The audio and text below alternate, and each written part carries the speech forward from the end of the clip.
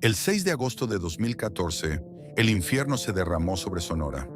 40 millones de litros de ácido sulfúrico tóxico y metales pesados reventaron las válvulas oxidadas, tiñendo el río de un enfermizo color naranja sangre. En cuestión de horas, el agua potable y los medios de subsistencia de 22,000 almas fueron aniquilados para siempre. Fue el golpe de gracia para una tierra que alguna vez fue el orgullo de la industrialización. Un siglo antes, este mismo desierto albergaba a la ciudad del cobre más grandiosa del mundo. Aquí, un magnate estadounidense construyó un imperio valorado en miles de millones, emitió su propia moneda y alimentó la electrificación del planeta entero. Sin embargo, esa deslumbrante grandeza fue cimentada sobre huesos y sangre. El esplendor que deslumbró a Wall Street exigió un precio macabro a los trabajadores del sur de la frontera, dejando tras de sí un legado donde lo único que fluye no es la riqueza, sino el veneno que asfixia silenciosamente a todo un ecosistema. ¿Cómo es posible que una sola mina lograra encender la chispa de una revolución nacional, cambiar de manos entre los conglomerados más despiadados del mundo y terminar dictando una de las peores sentencias de muerte ecológica en la historia moderna? ¿Qué oscuros secretos yacen enterrados bajo ese polvo cobrizo? Bienvenidos a los archivos clasificados de la Cananea Consolidated Copper Company. Acompáñenos en un viaje hacia el corazón de un imperio industrial, donde el costo real del progreso humano se pagó con lágrimas, pólvora y traición. A finales del siglo XIX, el norte de México era una vasta y despiadada extensión de tierra, un lugar donde la geografía dictaba el destino de los hombres. El desierto de Sonora, con su calor abrasador durante el día y un frío cortante por la noche, no era un escenario para los débiles de espíritu. Sin embargo, bajo esa superficie árida y montañas escarpadas, latía un corazón de metal precioso que pronto cambiaría el curso de la historia industrial del continente. Era la época del Porfiriato, un extenso periodo bajo el puño de hierro del presidente Porfirio Díaz, cuya filosofía de orden y progreso había abierto de par en par las puertas de la nación al capital extranjero. Díaz creía firmemente que la única forma de modernizar a un México rural e indómito era entregando la explotación de sus inmensos recursos naturales a aquellos que poseían la tecnología y el músculo financiero para domarlos. En este clima de oportunidad desenfrenada, el país se convirtió en un inmenso tablero de ajedrez para los crecientes imperios industriales del mundo. Fue exactamente en este escenario de fronteras difusas donde apareció una figura que parecía sacada directamente de una novela del salvaje oeste: William Cornell Greene. Greene no era un ingeniero educado en las altas esferas de la academia, ni un banquero nacido en cuna de oro. Era un aventurero, un apostador empedernido, un vaquero audaz y un visionario con una lengua de plata y una ambición desmedida que no conocía límites. Con su característico sombrero de ala ancha, un bigote espeso y una mirada penetrante, Greene cruzó la frontera desde el territorio de Arizona, no solo buscando una riqueza temporal, sino buscando fundar un imperio absoluto. Cuando posó sus ojos en las imponentes montañas de Cananea, no vio simplemente rocas, polvo y maleza. Vio la arquitectura del futuro. El mundo entero estaba al borde de una revolución eléctrica sin precedentes. Las metrópolis clamaban por luz para sus calles, los nuevos motores necesitaban energía para girar, y las florecientes redes de comunicaciones requerían millones de kilómetros de cables. Y todo ese progreso global dependía de un solo elemento crítico: el cobre. Greene, con el instinto afilado de un depredador, sabía que las entrañas de Cananea albergaban uno de los yacimientos de este mineral más ricos y puros del planeta. Pero tener una visión audaz no es lo mismo que tener el capital masivo para hacerla realidad. Las minas en Cananea habían sido exploradas y explotadas superficialmente en siglos pasados por mineros españoles y locales. Pero extraer el mineral a una escala industrial moderna requería una inversión colosal, infraestructura pesada y tecnología de vanguardia. Aquí es donde el genio persuasivo de Greene brilló con mayor intensidad. Armado con unos pocos reclamos mineros iniciales y un carisma abrumador, viajó a Nueva York. En los pasillos forrados de madera de roble de Wall Street, Greene no vendió simplemente acciones sobre un pedazo de tierra extranjera. Vendió un sueño innegable de riqueza inagotable. Convenció a magnates ferroviarios y banqueros conservadores de que Cananea era el dorado de la nueva era eléctrica.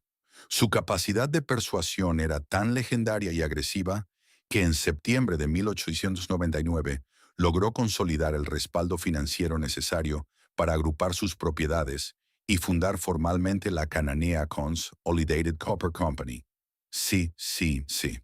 La creación de la CCC no fue una simple transacción comercial en los registros públicos. Fue el nacimiento de un leviatán industrial. Con el respaldo de millones de dólares fluyendo incesantemente desde el norte, Greene regresó a Sonora ya no como un simple empresario prospector, sino como un monarca absoluto de su propio dominio. El gobierno de Porfirio Díaz, deslumbrado por la promesa de modernidad, le otorgó concesiones que bajo cualquier estándar moderno parecerían un suicidio soberano. A la compañía se le permitió comprar vastas y estratégicas extensiones de tierra a precios irrisorios. Se le eximió de una multitud de impuestos locales y federales y se le otorgó un control casi total sobre el territorio, sus recursos hídricos y su desarrollo geográfico. De la noche a la mañana, una inmensa porción soberana del estado de Sonora fue entregada a intereses puramente extranjeros, marcando el inicio de lo que muchos considerarían una ocupación económica implacable. A medida que los cimientos profundos de la CCCMICEN se asentaban en el polvo rojo de Sonora, comenzó a emerger una realidad profundamente inquietante. Greene no estaba construyendo una empresa mexicana impulsada con capital extranjero. Estaba construyendo un enclave estadounidense cerrado en pleno suelo mexicano. La compañía operaba con una autonomía escalofriante que desafiaba a las propias autoridades del Estado. Las leyes que regían dentro de los inmensos límites perimetrales de la propiedad de Greene no eran las leyes dictadas desde la Ciudad de México, sino las directrices emitidas por la junta directiva de la compañía y ejecutadas con mano dura por capataces estadounidenses. La empresa importó no solo maquinaria pesada y tecnología de punta de los Estados Unidos, sino también toda su jerarquía corporativa y sus arraigados prejuicios sociales. Para proteger celosamente su inversión y mantener el orden, Greene organizó su propio sistema de seguridad, una fuerza policial privada que respondía únicamente a sus órdenes y caprichos, operando al margen y a menudo por encima de las incipientes autoridades locales mexicanas. Las vías del tren, construidas a un ritmo frenético, se trazaron no para conectar a los pueblos aislados de Sonora y fomentar el comercio regional, sino para crear una línea vital directa e ininterrumpida desde las oscuras bocas de las minas en Cananea hasta las ávidas fundiciones y mercados en Arizona y más allá. La inmensa riqueza extraída de las entrañas de la tierra mexicana no se quedaba en el país para construir escuelas o fomentar un desarrollo equitativo. Era succionada a través de la frontera norte con la eficiencia gélida de una máquina bien engrasada, llenando silenciosamente las bóvedas de los inversores en Wall Street. Este control absoluto e incuestionable comenzó a sembrar rápidamente las semillas de un profundo resentimiento que echaría raíces profundas. Los habitantes locales, que al principio vieron en la apertura de la mina una promesa brillante de trabajo estable y prosperidad moderna, pronto se dieron cuenta de la verdadera y sombría naturaleza del pacto faustiano que su propio gobierno había firmado a sus espaldas.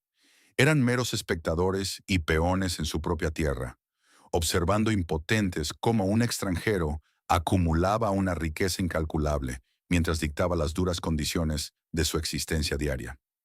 La imponente presencia de la Cananea Consolidated Copper Company se sentía cada día menos como una empresa industrial revolucionaria y mucho más como una fuerza de ocupación colonial. La tensión era sutil en esos primeros días, oculta bajo el rugido ensordecedor de las primeras grandes maquinarias y las constantes explosiones de dinamita que desgarraban la montaña. Pero estaba allí, arraigándose firmemente en el suelo árido y sediento de justicia. Greene, completamente cegado por el brillo hipnótico del cobre y el eco embriagador de su propio éxito fulgurante, ignoró deliberadamente estas peligrosas corrientes subterráneas. Para él, Cananea era simplemente una pizarra en blanco, un territorio virgen donde su voluntad comercial era la única ley válida. Al establecer su inmenso feudo, el autoproclamado rey del cobre no se dio cuenta de que, junto con toneladas de metal precioso, estaba excavando meticulosamente las trincheras de un conflicto social inevitable. Había traído el anhelado futuro a Sonora, pero era un futuro diseñado exclusivamente para el beneficio y la comodidad de unos pocos elegidos, construido sobre una inestable base de profunda desigualdad, explotación sistemática y despojo. El gran escenario del siglo estaba preparado. La imponente estructura del imperio había sido levantada, y las pesadas ruedas del destino comenzaban a girar lentamente en el desierto, impulsadas por una ambición ciega que no conocía, ni respetaba, frontera alguna. Entre los años 1900 y 1905, el silencio milenario del desierto sonorense fue destrozado irreversiblemente por el estruendo implacable de la industria pesada. Lo que apenas unos años antes era un campamento minero polvoriento y olvidado en las faldas de la Sierra de Mariquita, experimentó una metamorfosis que desafiaba toda lógica geográfica. William Cornell Green no había venido a México a construir una simple mina. Había venido a erigir una metrópolis industrial en medio de la nada. Como por arte de magia, financiada por los profundos bolsillos de Wall Street, la tierra árida dio a luz a una bestia mecánica de proporciones titánicas, bautizada mundialmente como la Ciudad del Cobre. Para entender la magnitud del milagro económico de Cananea, es imperativo observar las cifras asombrosas que definieron su apogeo absoluto en la primera década del siglo XX, cifras que nunca antes se habían visto en América Latina y que solidificaron su estatus como un gigante global. La concesión territorial de la Cananea Consolidated Copper Company, CCCC, se expandió vorazmente hasta devorar más de 1 millón de acres de tierra mexicana, un feudo corporativo más grande que algunos estados soberanos. En su vientre subterráneo y en sus hornos hirvientes, la compañía alcanzó una producción pico vertiginosa, escupiendo más de 60 millones de libras de cobre puro al año. Este metal rojo, extraído de la tierra mexicana, era el sistema nervioso de la revolución eléctrica mundial. Para mantener a este leviatán alimentado y en constante movimiento, la fuerza laboral de la compañía se disparó hasta alcanzar más de 7,000 hombres en su nómina directa. De ellos, aproximadamente 5,400 eran trabajadores mexicanos, traídos de todos los rincones del país por la promesa de un salario estable, mientras que cerca de 2,000 eran gerentes, ingenieros, capataces y mineros especializados estadounidenses y europeos. Esta concentración masiva de capital y mano de obra convirtió a la CCCDC en la empresa minera más grande de México y en una de las más formidables del mundo entero. La infraestructura que acompañó a este frenesí extractivo era nada menos que faraónica. Green entendió que un imperio aislado era un imperio inútil, por lo que financió la construcción de su propia arteria vital, el ferrocarril. Las vías de acero cortaron el paisaje implacable, conectando los oscuros pozos de Cananea directamente con Naco y Nogales en la frontera con Arizona. Día y noche, trenes de carga kilométricos serpenteaban por las montañas, arrastrando miles de toneladas de mineral en bruto hacia las refinerías del norte, mientras regresaban cargados con maquinaria pesada de última generación, madera para los túneles y lujos importados para la élite extranjera. Más allá de los rieles, la modernidad más deslumbrante fue inyectada a la fuerza en el tejido de la ciudad. Cananea se convirtió en la primera población de todo el estado de Sonora en contar con un sistema de electrificación generalizado, red telefónica, telégrafo y una infraestructura de agua corriente que parecía un espejismo en medio del desierto. Por las noches, mientras el resto del vasto territorio del norte de México dormía sumido en la más profunda oscuridad, Cananea resplandecía bajo el brillo eléctrico. Sus inmensas fundiciones, con chimeneas que se alzaban como catedrales del nuevo siglo, arrojaban columnas constantes de humo denso que tapaban las estrellas, un testimonio visible del fuego inextinguible de la ambición industrial que ardía debajo. El sonido de la ciudad era una sinfonía caótica de martillos neumáticos, silbatos de vapor que marcaban los turnos, el chirrido ensordecedor de los vagones y las explosiones sordas de dinamita que hacían temblar el suelo a intervalos regulares. Era un lugar donde la noche y el día perdieron su significado natural, reemplazados por el implacable reloj de la producción continua. La montaña estaba siendo devorada desde adentro hacia afuera, vaciada de sus riquezas milenarias, con una eficiencia fría y calculadora que dejaba a los visitantes internacionales maravillados. Inversores, políticos y periodistas viajaban desde Nueva York y Washington solo para contemplar el milagro mecánico que Green había orquestado en la frontera. A simple vista, Cananea era el triunfo definitivo del capitalismo industrial y la joya de la corona del régimen de Porfirio Díaz. Representaba la conquista total del hombre sobre la naturaleza hostil. Sin embargo, esta deslumbrante fachada de progreso, sin precedentes, ocultaba una arquitectura social profundamente defectuosa. La riqueza que brotaba a raudales de la tierra no estaba regando el suelo mexicano para sembrar prosperidad compartida. Estaba siendo succionada hacia el norte, dejando atrás migajas. La masiva expansión de la ciudad y su asombrosa maquinaria técnica eran, en realidad, el caparazón resplandeciente de una bomba de tiempo. A medida que el cobre fluía hacia afuera y los millones de dólares llenaban las cuentas bancarias de la compañía, miles de hombres quedaban atrapados en un ecosistema diseñado para maximizar las ganancias a expensas de la dignidad humana. La inmensidad de las instalaciones solo servía para proyectar sombras más largas y oscuras sobre aquellos que operaban las palancas y picaban la piedra. El milagro en el desierto se había completado. El imperio de cobre había alcanzado su pináculo arquitectónico y productivo, pero bajo el suelo electrificado de Cananea, la presión de la injusticia comenzaba a buscar desesperadamente una válvula de escape. El resplandor eléctrico que iluminaba Cananea cada noche era, en realidad, un espejismo deslumbrante que ocultaba una de las segregaciones sociales y raciales más brutales de la era industrial.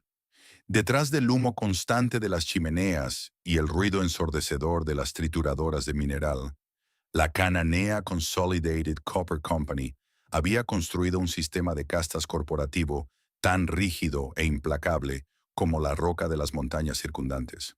No había una sola Cananea. Había dos mundos coexistiendo en el mismo espacio geográfico, pero separados por un abismo insalvable de desigualdad, desprecio y dolor. Para entender la anatomía de esta injusticia, solo hacía falta levantar la mirada. En la parte más alta y privilegiada de la ciudad, alejada del polvo tóxico y de los gases venenosos de la fundición, se erguía la mesa. Este era el santuario exclusivo de los administradores, ingenieros y mineros estadounidenses. Al cruzar las puertas invisibles de la mesa, uno abandonaba México y entraba repentinamente en un suburbio próspero de Nueva Inglaterra. Aquí las calles estaban cuidadosamente pavimentadas y bordeadas de árboles frondosos. Las casas, de estilo victoriano con amplios porches y techos de tejas, contaban con agua corriente caliente, electricidad ininterrumpida y jardines inmaculados. La comunidad estadounidense tenía sus propias escuelas de primer nivel, un hospital exclusivo y clubes sociales donde las esposas de los gerentes organizaban torneos de tenis y bailes de etiqueta. Era una burbuja de opulencia y civilización que flotaba arrogantemente sobre el sudor del desierto. Abajo, en el fondo del cañón, en las áreas conocidas como El Ronquillo y Buenavista, latía una realidad radicalmente distinta. Aquí era donde se hacinaban los miles de trabajadores mexicanos que constituían la inmensa mayoría de la fuerza laboral. No había calles pavimentadas, sino callejones de tierra que se convertían en lodazales asfixiantes con la lluvia y en tormentas de polvo cegadoras con el viento. Las viviendas no eran casas, sino frágiles chozas construidas con restos de madera, hojalata vieja y cajas de dinamita desechadas por la empresa. En estas áreas marginadas, el agua potable era un lujo escaso que debía acarrearse desde lejos, y la sanidad pública era prácticamente inexistente. Las epidemias de tifus y neumonía barrían los campamentos con una frecuencia aterradora, llevándose las vidas de los más vulnerables en el silencio de la indiferencia corporativa. Pero la segregación arquitectónica era solo la manifestación visual de una humillación mucho más profunda y codificada. El infame sistema de salario dual. William Cornell Green y su junta directiva habían institucionalizado la discriminación racial directamente en la nómina de la empresa. Por realizar exactamente el mismo trabajo, enfrentando los mismos peligros y respirando el mismo aire viciado, un minero estadounidense y un minero mexicano recibían compensaciones abismalmente diferentes. A los trabajadores extranjeros se les pagaba en codiciados dólares de oro estadounidenses, una moneda fuerte y estable. A los trabajadores mexicanos, en cambio, se les pagaba en pesos de plata locales, una moneda que sufría constantes devaluaciones. El resultado era que un capataz o minero estadounidense ganaba hasta 3 veces más que su homólogo mexicano, que empuñaba el mismo pico en el mismo túnel. El principio universal de a igual trabajo, igual salario era, en Cananea, una utopía inalcanzable, aplastada por la creencia impuesta de que la sangre extranjera tenía un mayor valor de mercado. Descender a las minas era abandonar cualquier pretensión de humanidad. A cientos de metros bajo tierra, en una red laberíntica de túneles sofocantes, el calor era tan extremo que los hombres a menudo trabajaban desnudos hasta la cintura, con el sudor evaporándose instantáneamente de sus pieles cubiertas de hollín. El enemigo más silencioso y letal no era la roca, sino el polvo.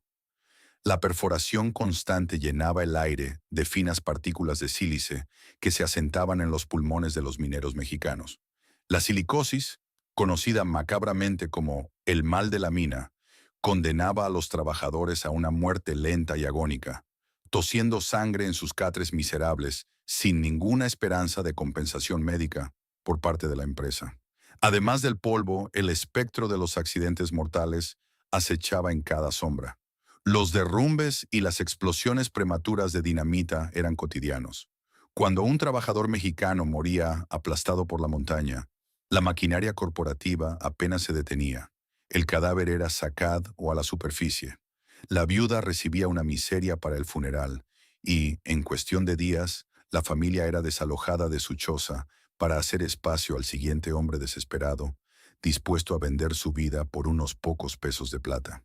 Sin embargo, fue precisamente en esa sofocante oscuridad subterránea, en el vientre mismo del leviatán de cobre, donde la chispa de la resistencia comenzó a encenderse.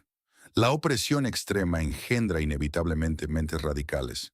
Ajenos a las miradas vigilantes de los capataces estadounidenses, los mineros mexicanos comenzaron a susurrar, y esos susurros fueron alimentados por ideas que viajaban clandestinamente a través de la frontera. El Partido Liberal Mexicano, PLM, liderado por los intelectuales y anarquistas hermanos Ricardo y Enrique Flores Magón desde su exilio en Estados Unidos, fijó sus ojos en el polvorín que era Cananea. Periódicos subversivos como Regeneración, impresos en papel barato pero cargados de una retórica incendiaria, eran pasados de mano en mano en las profundidades de la mina, leídos a la luz parpadeante de las lámparas de carburo.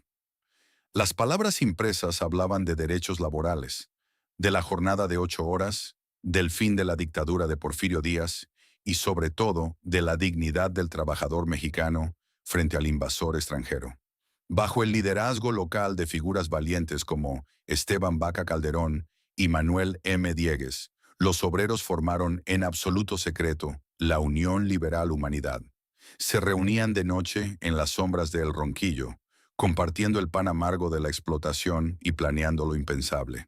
La Cananea Consolidated Copper Company, embriagada por sus propias cifras récord de producción y la arrogancia de su poder ilimitado, fue ciega y sorda a esta revolución embrionaria. William Cornell Green miraba su imperio desde lo alto de la mesa y solo veía una máquina perfecta escupiendo dinero. No podía ver que, debajo de sus pies, en las arterias mismas de la tierra que él creía poseer, la sangre de los mexicanos comenzaba a hervir. Las dos Cananeas estaban a punto de colisionar, y el impacto destrozaría no solo la paz industrial del imperio del cobre, sino que enviaría ondas de choque que harían temblar los cimientos de toda una nación. El amanecer del 1 de junio de 1906 no presagiaba el fin de una era, pero el aire en Cananea tenía una densidad inusual, una electricidad estática que precedía a las grandes tormentas. El sol apenas comenzaba a asomarse por encima de las crestas de la Sierra de Mariquita, iluminando débilmente el espeso humo de las fundiciones, cuando el turno de la mañana se congregó frente a la entrada de la mina Oversight. Los rostros de los mineros mexicanos, marcados por la fatiga crónica y manchados con el polvo eterno del cobre, reflejaban una determinación inquebrantable que nunca antes se había visto en aquel valle. La noche anterior, la Cananea Consolidated Copper Company había anunciado que reduciría el personal en esa sección y aumentaría la carga de trabajo para los que se quedaran, sin ningún ajuste en el miserable salario de pesos de plata. Esa fue la gota que derramó el vaso de la paciencia centenaria. Cuando sonó el penetrante silbato que marcaba el inicio del turno, ocurrió lo impensable. Ningún hombre se movió hacia las jaulas de descenso. Por primera vez en la historia del imperio de William Cornell Green, el estruendo subterráneo de la mina Overside quedó en silencio. Los trabajadores habían decidido cruzarse de brazos. Rápidamente, emisarios improvisados corrieron por los senderos polvorientos hacia las otras minas masivas del complejo. Capote, Beta Grande, Puertecitos, llevando la noticia como una antorcha encendida. El efecto dominó fue instantáneo y abrumador. Para media mañana, lo que había comenzado como una protesta aislada de unos pocos cientos de mineros se había transformado en una marea humana. Más de 5,000 trabajadores mexicanos habían abandonado sus puestos, paralizando por completo el corazón de la bestia industrial. Los líderes de la huelga, muchos de ellos inspirados por las reuniones clandestinas del Partido Liberal Mexicano, redactaron un memorándum de demandas que era, para los estándares de la época, una declaración de guerra contra el capitalismo voraz. No pedían lujos ni riquezas, exigían la restitución de su dignidad básica. El documento constaba de puntos innegociables: un salario mínimo de 5 pesos oro por una jornada máxima de 8 horas de trabajo, el cese inmediato de los abusos físicos y verbales por parte de los capataces estadounidenses, y, lo más revolucionario de todo, el derecho a que los trabajadores mexicanos tuvieran acceso a los mismos ascensos y compensaciones que los extranjeros. 5 pesos por 8 horas se convirtió en el grito de batalla que resonó en las paredes del cañón, un eco que desafiaba directamente la arquitectura de explotación sobre la cual se sostenía todo el imperio de Wall Street en Sonora.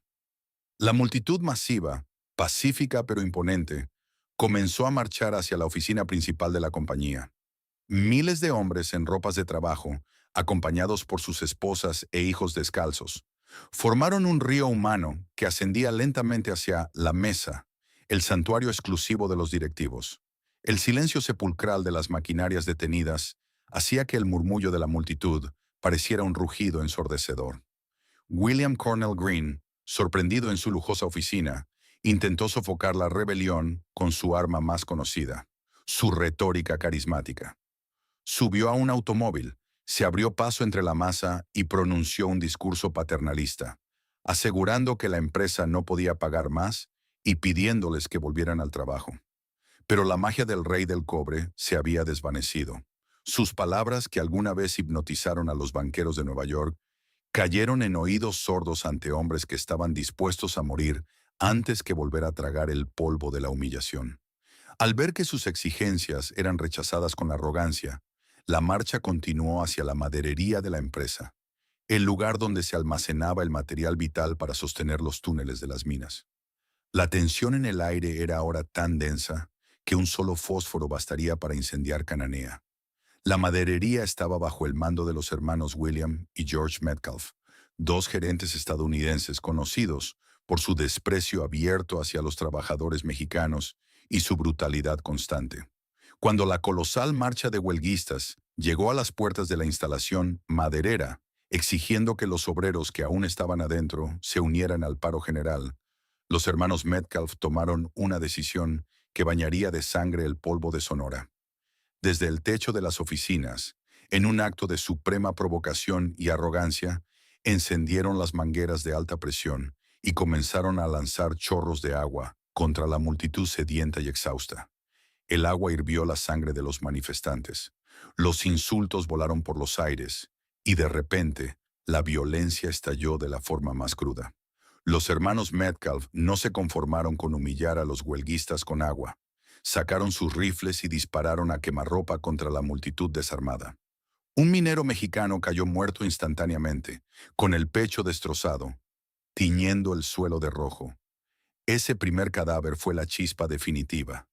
El terror no paralizó a la multitud, la enfureció más allá de toda razón. Los trabajadores, armados únicamente con piedras, picos, palas y la rabia acumulada de años de esclavitud asalariada, asaltaron las puertas de la maderería. En medio de un caos espantoso y un torbellino de violencia cuerpo a cuerpo, los hermanos Metcalf fueron asesinados por la turba. Sus cuerpos fueron despedazados y la madera apilada fue incendiada. Las llamas que devoraron la maderería se elevaron hacia el cielo del desierto como una señal de advertencia. El imperio de Cananea estaba ardiendo. William Cornell Greene, observando la columna de humo negro desde la seguridad de la mesa, entró en pánico. Se dio cuenta de que su policía privada no era rival para 5,000 hombres furiosos. Fue en ese momento de desesperación absoluta que Greene tomó una decisión imperdonable, un acto de traición que marcaría su nombre con infamia en la historia de México. En lugar de negociar, corrió al telégrafo y envió un mensaje urgente no solo al gobernador de Sonora, sino al otro lado de la frontera, a las autoridades de Bisbee, Arizona. Afirmó exageradamente que una turba de mexicanos sedientos de sangre estaba masacrando indiscriminadamente a mujeres y niños estadounidenses.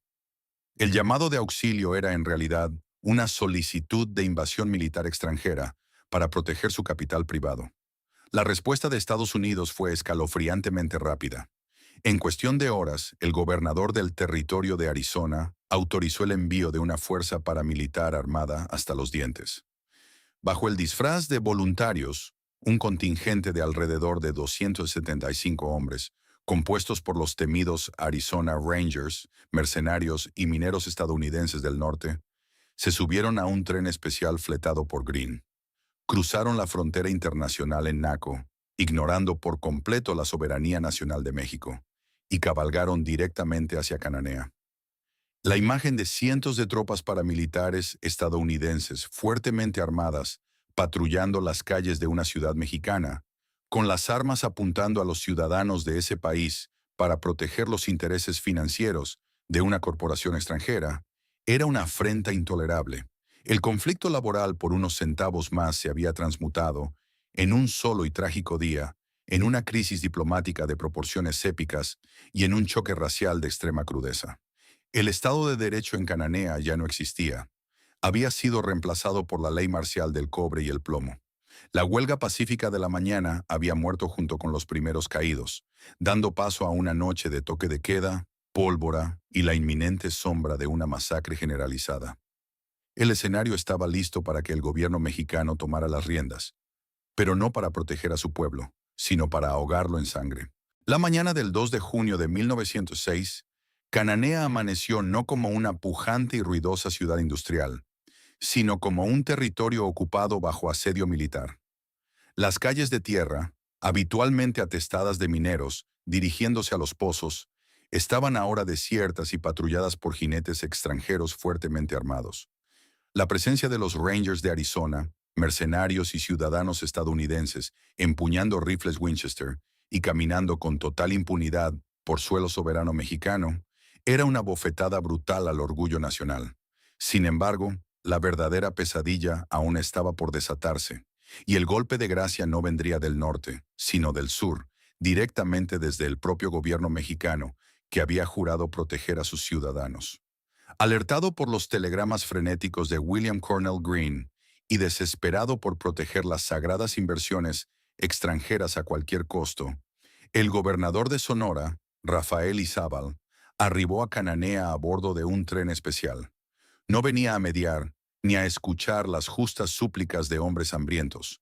Venía a sofocar la rebelión obrera con mano de hierro.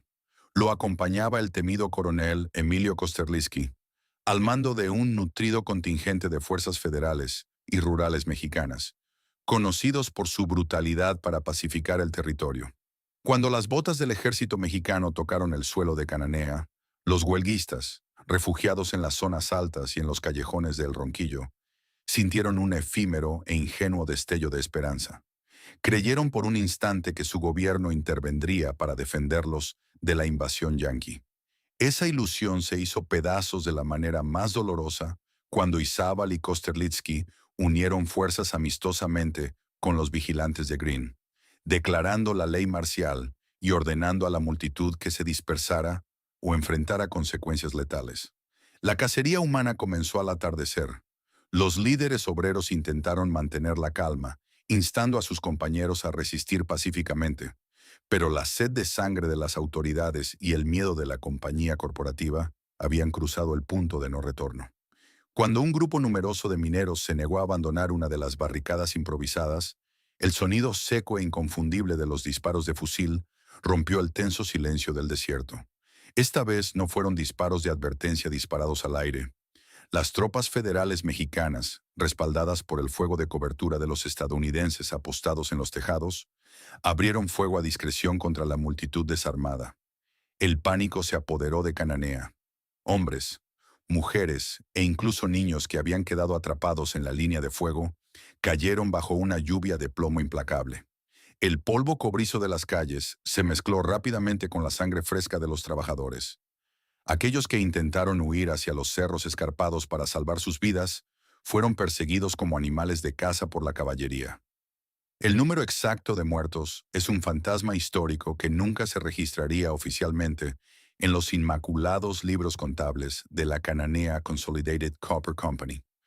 Las estimaciones independientes hablan de docenas de mineros masacrados, cuyos cuerpos fueron rápidamente recogidos en carretas y arrojados en fosas comunes bajo el amparo de la oscuridad, en un intento desesperado por borrar cualquier evidencia de la atrocidad estatal y corporativa. Pero la muerte física no fue el único castigo diseñado para quebrar el espíritu indomable de Cananea. Para asegurarse de que una rebelión de esta magnitud nunca volviera a germinar en las entrañas de su imperio, las autoridades desataron una purga sistemática y despiadada a lo largo de los días siguientes. Las tropas peinaron los campamentos de trabajadores casa por casa, derribando puertas frágiles a culatazos y arrastrando a los mineros fuera de sus camas en medio de la noche. Los principales líderes del movimiento, aquellos valientes afiliados al Partido Liberal Mexicano que habían osado redactar el pliego de peticiones de 5 pesos y 8 horas, fueron cazados como peligrosos terroristas. Figuras clave como Manuel M. Diegues y Esteban Vaca Calderón fueron capturados, encadenados y sometidos a un juicio militar sumario, una completa farsa legal diseñada con un único veredicto predeterminado por el dictador Porfirio Díaz. No fueron ejecutados en el acto. Su castigo fue mucho más prolongado. Fueron condenados a 15 años de trabajos forzados y enviados a las lúgubres e insalubres mazmorras de San Juan de Ulúa, en la costa de Veracruz. Ese fuerte colonial, rodeado por el mar e infestado de tuberculosis y fiebre amarilla, era conocido como el cementerio de los hombres vivos. Enviarlos allí era una sentencia de muerte en cámara lenta, un mensaje escalofriante y definitivo para cualquier mexicano que pensara en desafiar nuevamente la autoridad de Wall Street. El 5 de junio, apenas 4 días después de que el primer silbato de huelga silenciara las máquinas, una densa columna de humo negro volvió a salir por las inmensas chimeneas de la fundición. La huelga había sido aplastada, asfixiada en su propia sangre, bajo la atenta y amenazante mirada de los soldados de bayoneta calada que custodiaban cada entrada a los túneles. Los mineros sobrevivientes, aterrorizados y llorando en silencio por sus familiares asesinados, se vieron obligados a descender nuevamente a la oscuridad. No consiguieron la jornada de 8 horas. No consiguieron un aumento de sueldo, y su dignidad seguía siendo pisoteada. En la superficie, parecía que William Cornell Green había triunfado de manera absoluta, preservando su maquinaria de hacer dinero. Sin embargo, la sangre derramada sobre el polvo de Cananea no fue absorbida pasivamente por la tierra. Actuó como un ácido corrosivo que comenzó a disolver irreversiblemente los cimientos de la dictadura. La imagen dantesca de tropas mexicanas masacrando a obreros nacionales para proteger los bolsillos de un magnate extranjero destruyó para siempre la legitimidad de Porfirio Díaz. Green había ganado la batalla por la mina, pero al recurrir a la violencia desmedida, había encendido la mecha innegable de una bomba de tiempo sociopolítica. Los mártires de Cananea se convirtieron instantáneamente en el símbolo del martirio nacional. Solo 4 años más tarde, la rabia sembrada en esos callejones estallaría en la brutal Revolución Mexicana de 1910, un conflicto bélico que arrasaría con el viejo orden. La Cananea Consolidated Copper Company sobreviviría a la carnicería inmediata. Pero aquel trágico junio de 1906 dictó su sentencia, marcando el inicio de un siglo de prolongado declive moral y estructural. El aparente triunfo de William Cornell Greene sobre los mártires obreros en el sangriento junio de 1906 resultó ser una victoria pírrica, un castillo de naipes a punto de colapsar bajo el peso de sus propias deudas y de la historia misma. Apenas un año después de la masacre, el pánico financiero de 1907 azotó Wall Street con la fuerza de un huracán destructivo. Los precios globales del cobre cayeron en picada de la noche a la mañana. Greene, cuyo imperio había sido construido sobre préstamos temerarios y una expansión desmedida, se encontró repentinamente sin liquidez. Debilitado políticamente en México por la brutalidad de su represión y abandonado por sus acreedores en Nueva York, el otrora todopoderoso rey del cobre fue forzado a ceder el control total de su amada compañía. Su salida marcó el fin de la era del fundador carismático y el inicio de un capítulo mucho más frío, calculador y despiadado. El vacío de poder dejado por Greene fue rápidamente llenado por un leviatán corporativo que no conocía la piedad, la Anaconda Copper Mining Company, a través de sus conglomerados asociados. Si Greene había gobernado Cananea como un feudo personal, los nuevos amos de Nueva York la administraron como una simple hoja de cálculo. Anaconda no estaba interesada en la gloria arquitectónica ni en construir ciudades utópicas en el desierto. Su único objetivo era la extracción implacable y sistemática para maximizar los dividendos de los accionistas anónimos. La administración se volvió invisible. Las decisiones que determinaban la vida y la muerte de miles de mineros sonorenses ya no se tomaban en las mansiones de la mesa, sino en salas de juntas alfombradas a miles de kilómetros de distancia, por hombres de traje gris que jamás habían respirado el polvo asfixiante de una mina. Durante las décadas siguientes, mientras México se desangraba y se reconstruía a través de su propia revolución, el enclave de Cananea permaneció extrañamente aislado, funcionando como un estado paralelo protegido por la sed global de mineral. Cuando estallaron la Primera y la Segunda Guerra Mundial, el hambre del mundo por el metal rojo se volvió insaciable.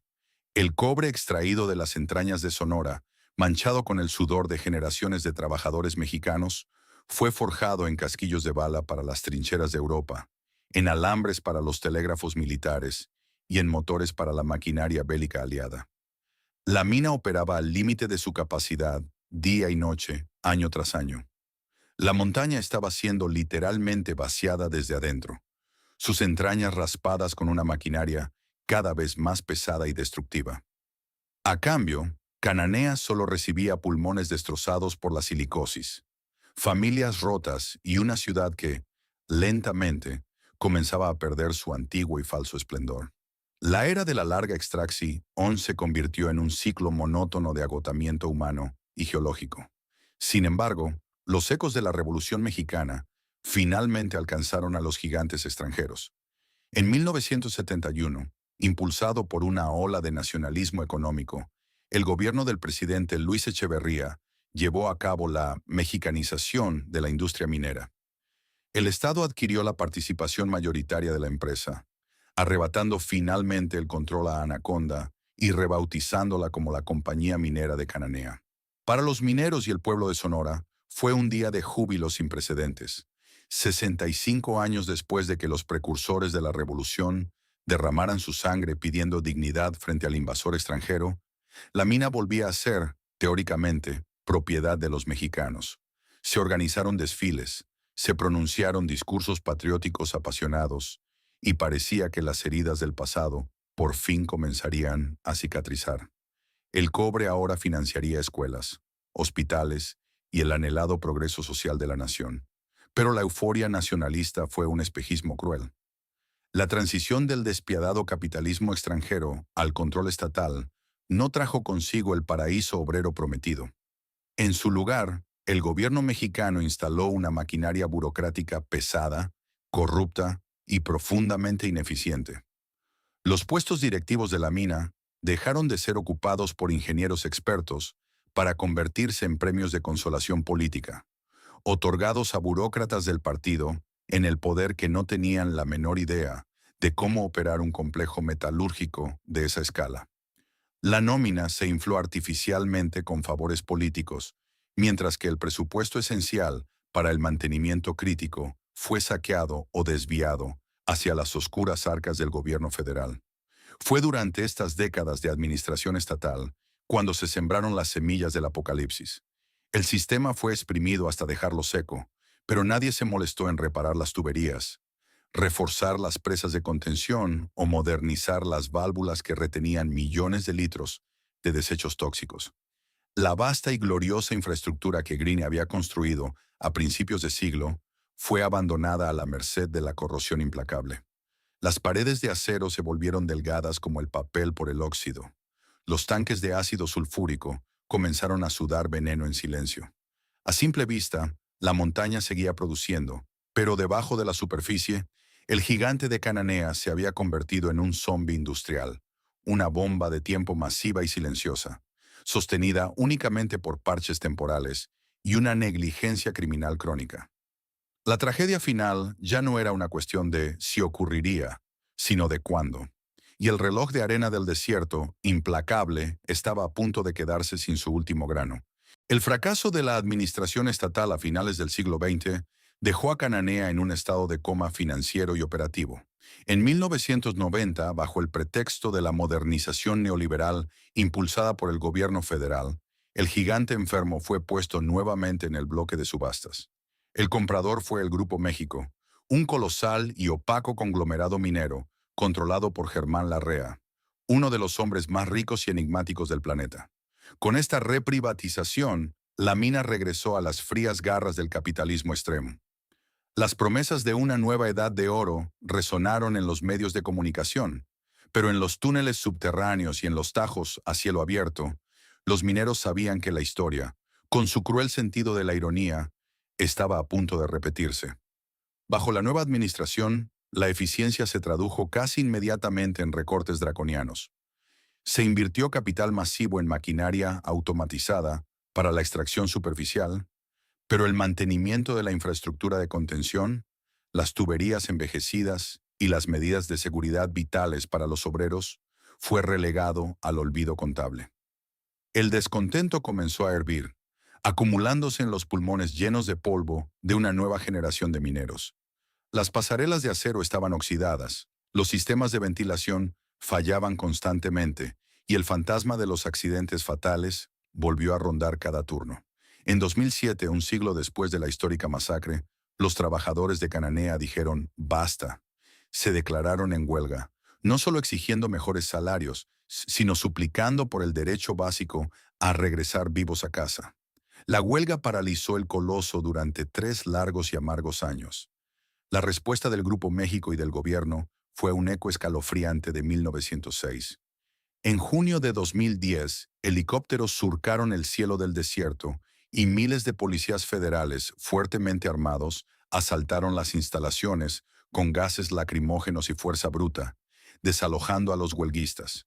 El sindicato histórico fue destrozado y sus líderes fueron perseguidos. Con la resistencia laboral aniquilada, la empresa reabrió la mina contratando a miles de trabajadores temporales a través de empresas subcontratistas, terceristas. Eran hombres sin experiencia en la complejidad geológica de Cananea, sin afiliación sindical y, lo más crítico, sin voz para denunciar el inminente desastre que se estaba gestando en la superficie. Para maximizar la extracción de cobre de rocas de baja ley, la empresa había expandido masivamente sus operaciones de lixiviación. Este proceso industrial implicaba apilar millones de toneladas de roca triturada y rociarlas incesantemente con una solución altamente corrosiva de ácido sulfúrico. El ácido disolvía el cobre y el líquido resultante se recolectaba en estanques gigantescos para su posterior procesamiento. Uno de estos depósitos era el sistema conocido como Tinajas 1. A simple vista, Tinajas 1 era una laguna inmensa, un cuerpo de agua oscura y quieta que descansaba bajo el sol abrasador de Sonora. Pero no era agua, era un caldo tóxico, denso, cargado de metales pesados y ácido letal. Para contener este océano de veneno, la empresa dependía de un sistema de tuberías de polietileno, válvulas y presas de contención de tierra. Sin embargo, detrás de las puertas cerradas de la corporación, se ignoraban las advertencias. Las tuberías estaban mal soldadas, las válvulas de emergencia brillaban por su ausencia, y los muros de contención no cumplían con los estándares mínimos de ingeniería para soportar las torrenciales lluvias de verano. El imperio de Cananea ya no necesitaba un ejército extranjero para derramar sangre. Había construido una bomba de tiempo química en su propio patio trasero. Solo faltaba que el reloj marcara la hora cero. La mañana del 6 de agosto de 2014 amaneció como cualquier otra en el caluroso desierto de Sonora. En los pueblos asentados a lo largo de las fértiles riberas del río Bacanuchi y el río Sonora, Arizpe, Banamichi, Ures, Hermosillo, los agricultores se preparaban para regar sus huertos de nogales. Los ganaderos llevaban a sus vacas a beber, y los niños jugaban en las orillas del agua que había dado vida a la región durante siglos. Ninguno de ellos sabía que, a decenas de kilómetros río arriba, en las entrañas de la mina Buenavista del Cobre, el nuevo nombre de Cananea, el desastre absoluto acababa de desencadenarse. En el sistema Tinajas 1, una unión de termofusión en una tubería principal de polietileno, un pedazo de plástico debilitado por la negligencia y la falta de supervisión, finalmente cedió bajo la inmensa presión de la solución ácida. El sonido del colapso fue ensordecedor. El tubo se abrió como una arteria reventada, vomitando su contenido tóxico con una furia indomable. Al no existir válvulas de cierre automático, ni estanques de contingencia secundarios construidos adecuadamente, el derrame no pudo ser contenido. Las cifras, frías e implacables, apenas pueden describir el horror físico de ese momento. 40.000 metros cúbicos, el equivalente a 40 millones de litros, o más de 15 piscinas olímpicas llenas hasta el borde, de sulfato de cobre acidulado, comenzaron a descender por las laderas de la montaña. Era un torrente espeso y asfixiante que arrasaba con la maleza, disolviendo las rocas a su paso. El pH del líquido era tan bajo que quemaba la tierra misma. El veneno encontró rápidamente su camino hacia el arroyo Las Tinajas, fluyendo sin obstáculos hasta desembocar en el río Bacanuchi. Lo que siguió fue un acto de ocultamiento corporativo de proporciones criminales. En las cruciales primeras horas, cuando las válvulas de emergencia de los municipios podrían haberse cerrado y la población alertada, el Grupo México guardó un silencio absoluto. Ninguna sirena sonó, ningún teléfono del gobierno local sonó con una advertencia. Los ejecutivos de la compañía, encerrados en sus oficinas, con aire acondicionado, intentaron inicialmente contener la noticia, operando bajo la letal ilusión de que la naturaleza diluiría su error antes de que el mundo se diera cuenta. Pero no se puede esconder el infierno cuando fluye a cielo abierto. Para el amanecer del día siguiente, la mancha tóxica había viajado implacablemente hacia el sur, alcanzando el cauce principal del río Sonora. Los habitantes que acudieron al río para sus labores matutinas se encontraron con una escena surrealista, arrancada de una pesadilla apocalíptica. El agua, normalmente cristalina o de un marrón lodoso natural, se había transformado en un flujo espeso y viscoso de color naranja fosforescente, un tono herrumbre tan saturado y artificial que hería los ojos. Un olor penetrante y agrio a azufre y metal podrido saturaba el aire, quemando las fosas nasales y las gargantas de quienes se acercaban. A lo largo de las orillas, el ecosistema comenzó a morir en tiempo real. Cientos de peces flotaban panza arriba, con las agallas quemadas por el ácido. Los caballos y las vacas que, sedientos, habían bebido del río Naranja, comenzaron a colapsar, retorciéndose de dolor mientras sus órganos internos eran destruidos. Los pobladores que metieron las manos en el agua para intentar comprender lo que veían, sacaron la piel irritada, cubierta de ronchas rojas y ampollas dolorosas. El pánico se propagó más rápido que la propia corriente tóxica. Cuando el gobierno federal y la Agencia de Protección Ambiental, Profepa, finalmente intervinieron, el daño ya era irreversible. La mancha naranja de 40 millones de litros se extendió por más de 250 kilómetros, contaminando presas, pozos de agua subterránea y tierras agrícolas a su paso. La cananea Consolidated Copper Company, que 100 años atrás había utilizado armas de fuego para matar a decenas de mineros, había utilizado ahora su infinita negligencia para asesinar lentamente a toda una cuenca hidrográfica. El día final del colapso no fue marcado por la bancarrota en un tribunal, sino por el instante exacto en que el progreso industrial se convirtió en un verdugo ecológico, dejando a 22,000 almas sin agua, sin trabajo y sin futuro en cuestión de horas. El rey del cobre había dado su golpe maestro final, cuando la furiosa marea naranja del río Sonora finalmente retrocedió y el agua volvió a adquirir un engañoso tono cristalino. La verdadera magnitud de la tragedia apenas comenzaba a revelarse. El desastre del 6 de agosto de 2014 no terminó cuando las válvulas de la mina Buenavista del Cobre fueron finalmente cerradas. Simplemente mutó de una emergencia aguda a una agonía crónica.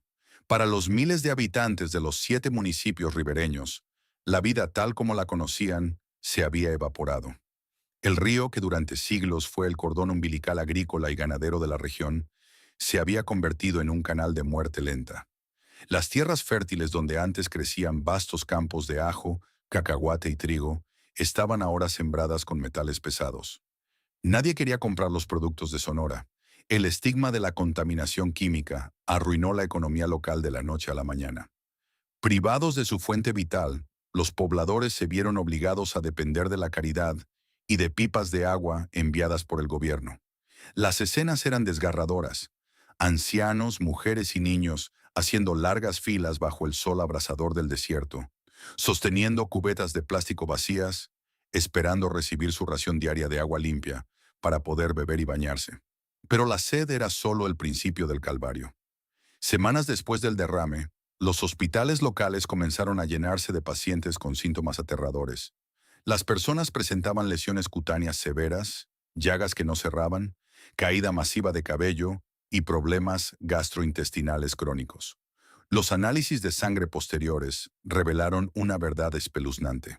Los niveles de plomo, arsénico, cadmio y manganeso en los cuerpos de niños y adultos superaban por mucho los límites máximos tolerables establecidos por la Organización Mundial de la Salud. El veneno de la cananea Consolidated Copper Company, ahora bajo el estandarte del Grupo México, se había infiltrado literalmente en el torrente sanguíneo de la población. Las tasas de cáncer y enfermedades renales raras comenzaron a escalar silenciosamente en la región. Un efecto secundario macabro de la exposición prolongada a los metales pesados que quedaron atrapados en el polvo seco que el viento levantaba de las orillas del río. Ante la indignación nacional e internacional, el Grupo México, presionado por el gobierno federal, anunció la creación del Fideicomiso Río Sonora. Se trataba de un fondo de contingencia de 2,000 millones de pesos, diseñado supuestamente para reparar el daño ambiental, reactivar la economía y garantizar la salud de los afectados. En conferencias de prensa impecables desde la Ciudad de México, los ejecutivos de la compañía y los funcionarios estatales hicieron promesas grandiosas. Prometieron la construcción de 36 plantas potabilizadoras de última generación, equipadas con filtros de ósmosis inversa para eliminar los metales pesados del agua potable. Prometieron además la edificación de la Unidad de Vigilancia Epidemiológica y Ambiental de Sonora, UVEAS, un hospital de especialidades médicas que atendería a los enfermos del derrame durante al menos 15 años. Sin embargo, estas promesas resultaron ser un cruel espejismo diseñado para apaciguar a los medios de comunicación y proteger las acciones de la empresa en la bolsa de valores. A medida que las cámaras de televisión abandonaron la región, los fondos comenzaron a desaparecer en un laberinto de burocracia, opacidad y corrupción. De las 36 plantas potabilizadoras prometidas, apenas se construyeron unas cuantas, y de esas, la mayoría dejaron de funcionar al poco tiempo, porque los municipios no podían pagar el alto costo de la electricidad para operarlas. La majestuosa clínica UVEAS nunca llegó a completarse. Hoy en día su esqueleto de concreto y varillas oxidadas yace abandonado a las afueras del pueblo de Ures. un monumento fantasmagórico a la mentira corporativa. El golpe más devastador llegó en 2017, apenas 3 años después de la peor catástrofe ambiental en la historia de la minería nacional. El Grupo México, con la silenciosa complicidad del gobierno federal, cerró unilateralmente el fideicomiso Río Sonora. La corporación argumentó, basándose en estudios cuestionables, financiados por ellos mismos, que el ecosistema se había recuperado mágicamente, que el agua ya era potable y que no había más enfermos que atender. Retiraron los cientos de millones de pesos no ejercidos y dieron el caso por cerrado. Fue un abandono absoluto. Los campesinos, madres de familia y ganaderos, organizados en los comités de cuenca del río Sonora, iniciaron entonces una batalla legal que parecía la historia de David contra Goliat. Sin recursos, enfrentándose a los ejércitos de abogados del hombre más rico de México, Germán Larrea, exigieron justicia en los tribunales. Han ganado amparos y resoluciones de la Suprema Corte que obligan a reabrir el caso y restituir los fondos.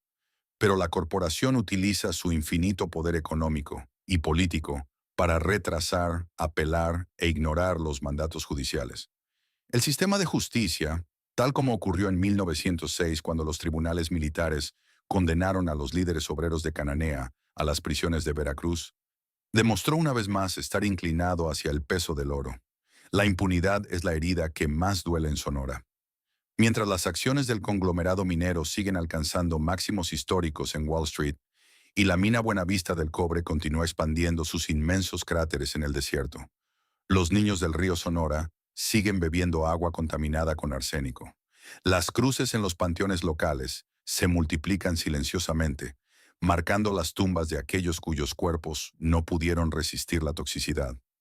La herida sigue abierta, supurando, recordando a cada instante que en el brutal cálculo del capitalismo extractivo, las vidas humanas al sur de la frontera siguen siendo consideradas daños colaterales aceptables. Si uno se detiene hoy en el borde del inmenso tajo a cielo abierto de la mina de Cananea, lo que observa no es simplemente una maravilla de la ingeniería moderna o un prodigio de la extracción geológica. Es una herida abierta en la faz de la Tierra, tan colosal que puede ser vista desde el espacio. Es un cráter concéntrico de roca esterilizada y polvo grisáceo que desciende hacia las profundidades, devorando las montañas que alguna vez albergaron a las comunidades originarias. Ese abismo es el monumento físico más preciso a más de un siglo de codicia ininterrumpida. La historia de la Cananea Consolidated Copper Company y de los conglomerados que heredaron su trono no es una anomalía del pasado. Es el laboratorio perfecto y más cruel del capitalismo extractivo, un microcosmos donde se han perfeccionado las técnicas de explotación, tanto humana como ambiental. Al trazar una línea directa desde la llegada del aventurero William Cornell Green a finales del siglo XIX hasta la junta directiva del Grupo México en el siglo XXI, emerge un patrón aterrador. Los actores, los nombres y la tecnología han cambiado drásticamente, pero la filosofía subyacente sigue siendo idéntica y de una frialdad matemática. La privatización absoluta y despiadada de las ganancias y la socialización forzada de los riesgos, la enfermedad y la muerte. Green utilizó a los Rangers de Arizona y los rifles Winchester para mantener su margen de beneficio, silenciando a los trabajadores con plomo. Un siglo después, las corporaciones modernas utilizan ejércitos de abogados en trajes a medida, corporaciones fantasma y la complicidad estatal para evadir su responsabilidad, silenciando a las víctimas con procesos legales interminables y burocracia sofocante. La brutalidad física de 1906 simplemente evolucionó hacia la brutalidad institucional y química de 2014. El verdadero legado de Cananea es la creación de lo que los ecologistas y sociólogos denominan una zona de sacrificio. Es un territorio donde el valor de la vida humana, el aire respirable y el agua limpia han sido declarados oficialmente prescindibles en el altar del progreso industrial global. Las metrópolis del primer mundo, con sus relucientes rascacielos iluminados, sus flotas de vehículos eléctricos ecológicos y sus interminables redes de telecomunicaciones de alta velocidad, se sostienen sobre el cobre extraído de lugares como Sonora. El confort y la supuesta transición verde del norte global tienen un subsidio oculto, pagado puntualmente con los pulmones destrozados por la silicosis de los mineros mexicanos y con los riñones envenenados por metales pesados de los niños del río Sonora. El progreso, tal como lo diseñó Cananea, es un vampiro que se alimenta en la periferia para brillar en el centro. Los fantasmas de los mártires obreros de 1906, aquellos hombres cansados que marcharon exigiendo la dignidad básica de 5 pesos y una jornada de 8 horas, todavía deambulan por las calles polvorientas de El Ronquillo.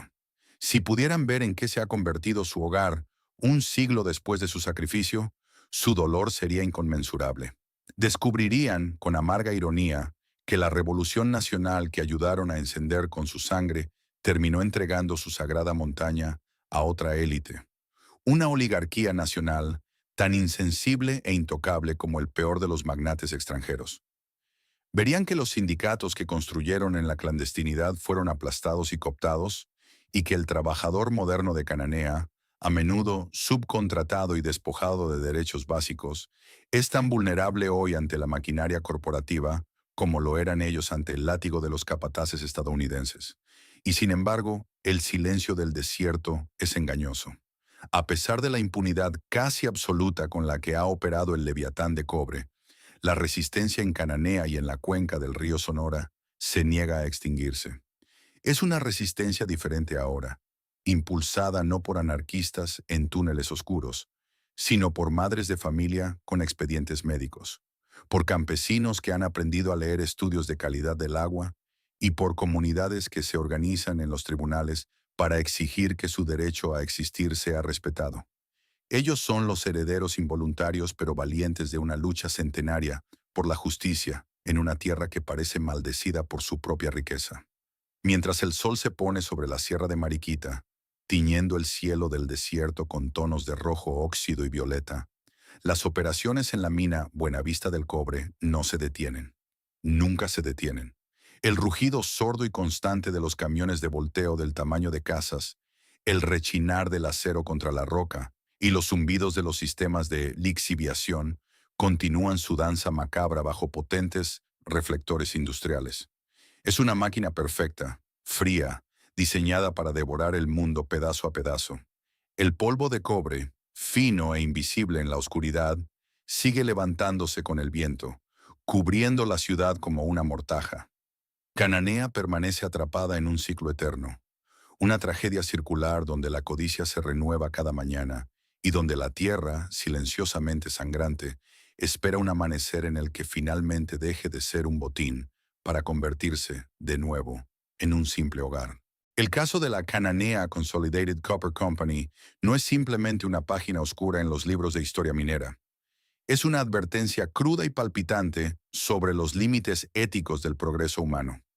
Durante más de un siglo hemos sido testigos de cómo la ambición desmedida de construir un imperio puede cegar a corporaciones enteras ante la humanidad de aquellos que excavan sus cimientos. Desde la sangre derramada por los mártires de 1906, que pedían apenas el derecho a vivir con dignidad, hasta la silenciosa tragedia tóxica de las familias del río Sonora en 2014, el hilo conductor es exactamente el mismo. Un sistema diseñado para extraer hasta la última gota de valor de la tierra, despojándose de cualquier responsabilidad por el daño colateral. Vivimos en un mundo electrificado, hiperconectado y tecnológicamente avanzado. Un mundo construido, literalmente, sobre los cimientos del cobre. Pero la próxima vez que encendamos una luz, utilicemos nuestro teléfono o hablemos de energías limpias, debemos detenernos a hacer una pregunta incómoda. ¿Qué precio se pagó en algún desierto lejano para hacer esto posible? ¿Cuántas cananeas siguen operando hoy en las sombras, sacrificando el agua, la tierra y la sangre de las comunidades vulnerables para alimentar la insaciable maquinaria del consumo global? La verdadera tragedia no es solo que estos imperios industriales colapsen moralmente, sino que a menudo lo hacen ante nuestra total indiferencia. Si este viaje a través de la historia y las ruinas de la ciudad del cobre te ha hecho reflexionar sobre el verdadero costo de nuestro mundo moderno, Te invitamos a suscribirte al canal y dejar tu opinión en los comentarios. ¿Crees que el sistema corporativo actual ha aprendido de estos desastres o simplemente ha perfeccionado su forma de evadir la culpa? Gracias por acompañarnos. Nos vemos en el próximo documental.